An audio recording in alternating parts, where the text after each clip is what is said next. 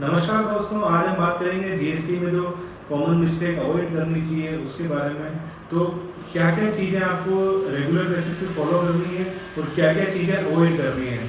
तो routine basis पे एक तो आपको जीएसटी का नंबर का बोर्ड लगाना है आपकी दुकान के पास, और रूटीन बेसिस पे आपको जीएसटी की बिलिंग करनी है। जो भी आप माल बेच रहे हैं उसकी रूटीन बेसिस पे बिलिंग करनी है। बिलिंग में क्या क्या चीज़ें आपको मेंटेन करनी है वो हमने पिछले वीडियो में आपको बताया था कि ये चीज़ आपको जो जीएसटी का इनवॉइस है उसमें मेंटेन करके रखनी है। जीएसटी का जो आपने डिस्प्ले बोर्ड में आपको जीएसटी नंबर डिस्प्ले करना है। आप कौन सी स्कीम में रजिस्टर्ड हैं। अगर आप कंपोजिशन स्कीम में रजिस्टर्ड है तो बोर्ड के बाद आपको लिखना है कि हम कंपोजिशन स्कीम के अंदर में रजिस्टर्ड है, तो उसमें आप जीएसटी बिल में जीएसटी अलग से पार्टी से नहीं ले सकते हो। अब जीएसटी इनवॉइसिंग आपने कर ली, जीएसटी के बोर्ड लगा दिए। अब रूटीन बेसिस पे आप क्या खरीदेंगे, माल खरीदेंगे, तो जो भी माल आपके पास आ रहा है उसकी परचेज का आपको रिकॉर्ड मेंटेन करना है और उसका स्टॉक आपको आपके सिस्टम पे अपडेट करना है।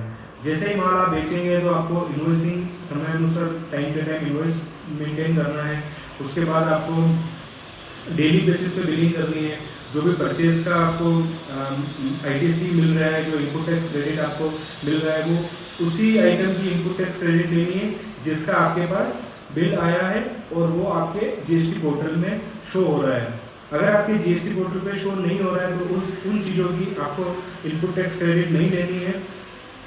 इसके बाद आपको जो जीएसटी का रिटर्न, अगर आप मंथली में है तो आप मंथली जीएसटी का return time to time file करना है, और अगर आप क्वार्टरली बेसिस में है तो आपको time to time quarterly basis में जीएसटी रिटर्न फाइल करना है। लेकिन आपको जीएसटी जो भी आपका पेमेंट करना है वो आपको हर मंथ जीएसटी का पेमेंट आपको करना पड़ता है। तो अगर आप क्वार्टरली में भी क्यूआरएमपी में भी रजिस्टर्ड है तो आपको रिटर्न भले आप क्वार्टरली भरे, लेकिन आपको उसका जीएसटी का जो पेमेंट है वो आपको एवरी मंथ जीएसटी के पोर्टल पे जाके सही हेड के अंदर जीएसटी का पेमेंट आपको पे करना है। उसके बाद आप जिनसे भी माल खरीद रहे हैं उनका जो आपका क्रेडिटर है उनको आप टाइम पे पेमेंट करें। अगर आप बियॉन्ड लिमिट आप उनको पेमेंट करते हैं तो आपको उसकी इनपुट टैक्स क्रेडिट नहीं मिलती है।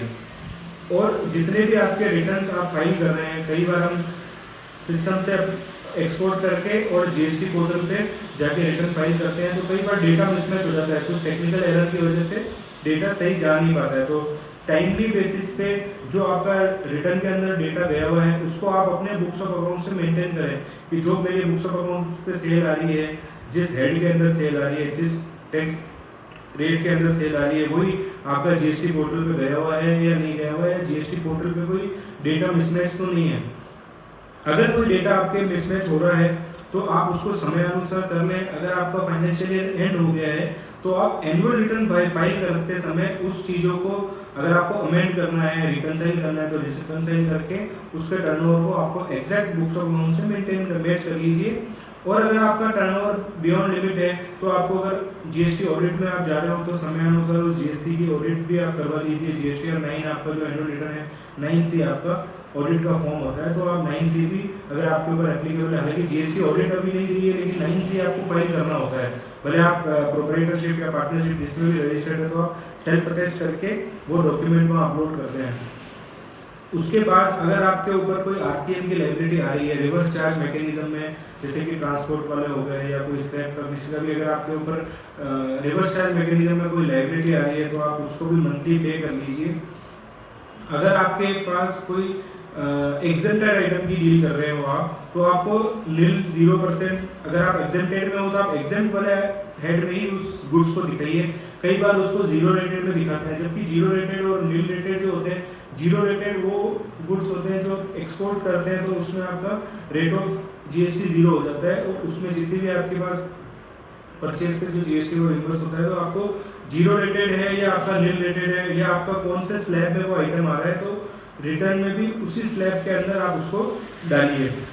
अगर कोई इनएलिजिबल आईटीसी है, जैसे कई बार किसी आइटम की हमने को इनपुट टैक्स क्रेडिट नहीं लेनी है, जैसे कार की, बाइक की हमको इनपुट नहीं मिलती है, कोई आप पर्सनल यूज़ के लिए आप कोई चीज़ ले रहे हो तो उसकी इनपुट नहीं मिलती है, होटल वगैरह अगर आप कहीं खर्चा कर रहे हो तो उसकी आपको इनपुट नहीं मिलती है।